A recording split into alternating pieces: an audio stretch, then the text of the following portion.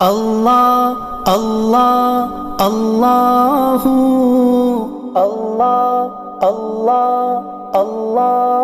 اللہ اللہ اللہ اللہ لا الہ الا ہو۔ بسم اللہ الرحمن الرحیم۔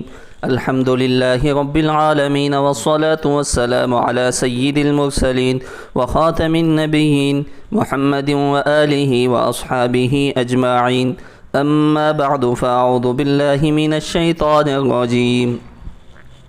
من كان يريد حرث الآخرة نزد له في حرثه ومن كان يريد حرث الدنيا نؤته منها وما له في الآخرة من نصيب. صدق اللہ العظیم۔ معزز سامعین، دنیا کی حقیقت اور اہمیت، اس کا گدلا پن اور اس کا دھوکہ جا بجا اللہ تبارک و تعالیٰ نے اور اسی طرح جناب محمد رسول اللہ صلی اللہ علیہ وسلم نے بیان فرمایا ہے کہ دنیا کی حیثیت کو مختلف تعبیرات سے آپ علیہ السلام نے سمجھانے کی کوشش کی ہے۔ اسی میں سے ایک واقعہ ہے، ترمذی شریف میں نقل کیا گیا ہے کہ جناب محمد رسول اللہ صلی اللہ علیہ وسلم صحابہ کے ساتھ کہیں تشریف لے جا رہے تھے۔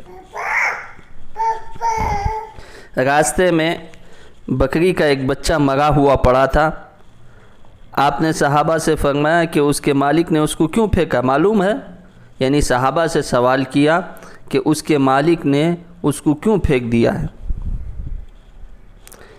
تو سب نے کہا مالک کے نزدیک اس کی کوئی قیمت اور حیثیت باقی نہیں، اس لیے پھینک دیا۔ تو اب جناب محمد رسول اللہ صلی اللہ علیہ وسلم نے فرمایا کہ اللہ تعالیٰ کے نزدیک دنیا اور دنیا کی دولت کی حیثیت اس مقدار سے بھی کم ہے جتنا اس بکری کی اس مالک کے نزدیک ہے۔ اللہ کے نزدیک اس دنیا اور دنیا کی دولت کی حیثیت اتنی بھی نہیں ہے۔ لیکن معزز سامعین، اتنے افسوس سے کہنا پڑتا ہے، جناب محمد رسول اللہ صلی اللہ علیہ وسلم نے بیان فرمایا اس دنیا کی حیثیت مقدار بکری سے بھی کم ہے، گری ہوئی ہے۔ تو اس دنیا اور اس دنیا کی دولت کے خاطر ہم آپس میں رشتوں کو توڑ لیتے ہیں، اچھے اچھے تعلقات خراب ہو جاتے ہیں، اچھے اچھے رشتے بگڑ جاتے ہیں، صرف اس دنیا کی وجہ سے، اس دنیا کی دولت کی وجہ سے، اس دنیا کی حقیقت کی وجہ سے ہم تمام کے تمام آپس میں بات چھوڑ دیتے ہیں، رشتے کاٹ لیتے ہیں، اور اسی طرح کئی پرانی دوستیاں ہم ختم کر لیتے ہیں۔ افسوس ہونا چاہیے ہم کو کہ پوری دنیا صرف ہماری دولت اور ہمارا ملک اور ہماری جائیداد ہی نہیں، بلکہ پوری دنیا کی حقیقت آپ علیہ السلام نے فرمائی کہ دیکھو ایک مردار بکری کے برابر بھی اللہ کے نزدیک نہیں ہے۔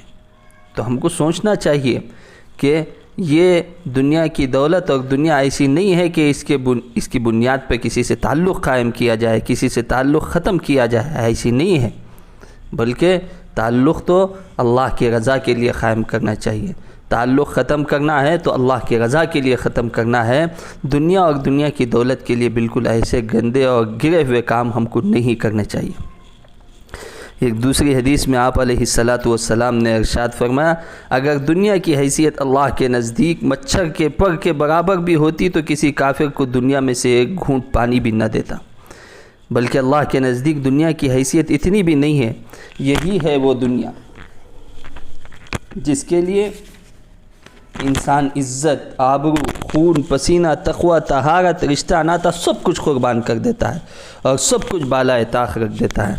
آپ تھوڑا سوچئے، پوری دنیا کی حیثیت اللہ رب ذوالجلال کی نگاہ میں مچھر کے پر کے برابر بھی نہیں ہے، تو ہمارا ملک کہاں ہے؟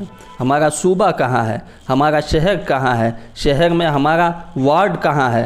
وارڈ میں ہماری چھوٹی سی زمین، چھوٹی سی جائیداد، چھوٹی سی دکان اور چھوٹی سی جو بھی ہو ہماری ملکیت کی وہ کیا حیثیت ہے؟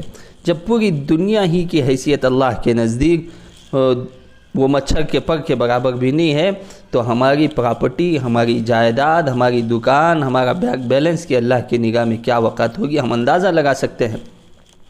اللہ نے پورے مچھر کی بھی تعبیر نہیں فرمائی، مچھر کے 2 پروں میں سے 1 پر کے برابر بھی نہیں ہے۔ تو معزز سامعین، یہ بالکل سوچنے کا مقام ہے، ہم تمام کے لیے لمحہ فکریہ ہے کہ ہم اس دنیا کے پیچھے عزت کو، آبرو کو، خون کو اور اسی طرح تقوی طہارت کو، رشتے ناتوں کو، سب کچھ کو قربان نہیں کرنا چاہیے۔ یہ ہماری یہ سب چیزیں اللہ کے لیے ہونی چاہیے۔ اسی لیے حضرت ابراہیم علیہ السلام کے واقعے میں حضرت ابراہیم علیہ السلام نے فرمایا ان صلاتی و نسکی و محیای و مماتی للہ رب العالمین۔ اگر زندگی کو قربان کرنا ہے، سب کچھ کو قربان کرنا ہے، تو انہوں نے سکھایا کہ میری نماز، میری قربانی، میرا جینا اور میرا مرنا سب اللہ رب العالمین کے لیے۔ قربانی تو اللہ کے لیے دینی چاہیے، نہ کہ دنیا کے لیے۔ دنیا کی اللہ کی نگاہ میں کوئی حقیقت نہیں ہے۔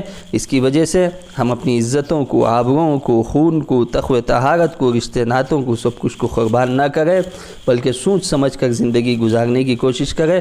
اللہ تعالیٰ سے دعا ہے کہ اللہ تبارک و تعالی ہم تمام کو دنیا کی حقیقت سمجھنے کی توفیق نصیب فرمائے۔